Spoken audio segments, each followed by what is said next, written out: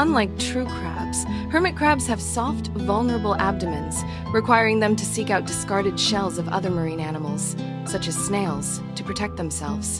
This behavior gives them their name, as they often seem reclusive, retreating into their borrowed homes. They are mostly scavengers, feeding on a variety of plant and animal matter, which makes them important contributors to the ecosystem by recycling nutrients.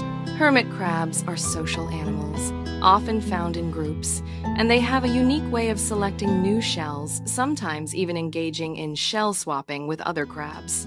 Popular as pets, hermit crabs require specific care, including a habitat that mimics their natural environment, a diet rich in nutrients, and access to both salt and fresh water. Their interesting behavior and adaptability make them a subject of intrigue and admiration among marine enthusiasts.